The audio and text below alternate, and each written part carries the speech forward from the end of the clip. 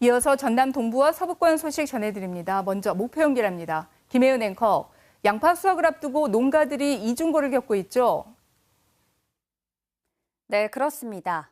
양파의 주산지인 무안에서는 최근 냉해 피해를 입으면서 양파 적항이 나쁠 걸로 전망되고 있습니다.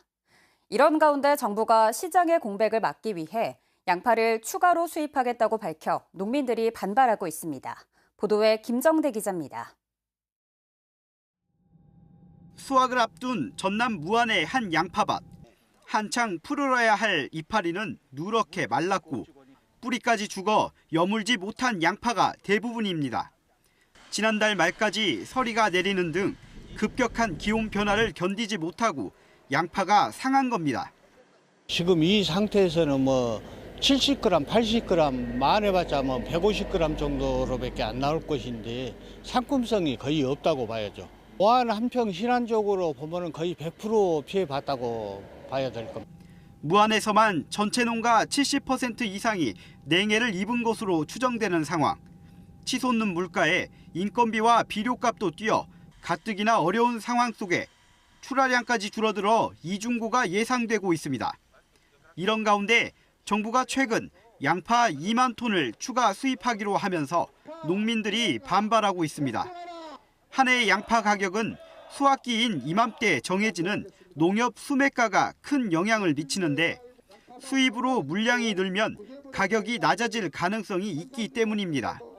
농민들이 요구하는 것은 오른 물가 인상률과 생산비 증가분만큼이라도 양파 수매가 결정에 반영해달라는 것이다.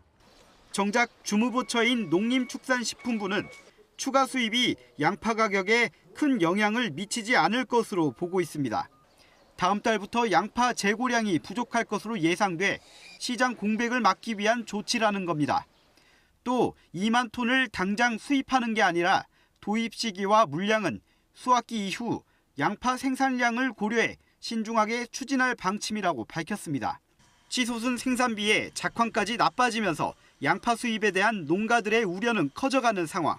농림축산식품부는 실제 수입에 앞서 조만간 전남 지역 양파 냉해가 올해 작황에 미칠 영향을 면밀하게 살필 계획입니다. KBS 뉴스 김정대입니다.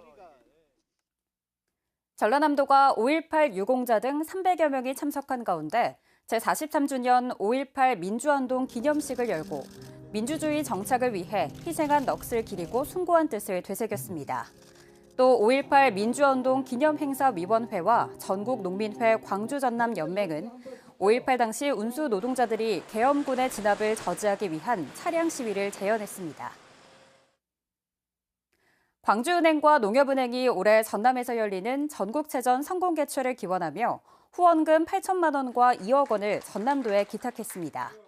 기탁된 후원금은 전국체전과 전국장애인체전 개폐회식 관람객 편의 용품과 체전 참가 선수 지원금, 그리고 체육 인재 육성 장학금 등에 사용될 예정입니다. 지금까지 목포에서 전해드렸습니다.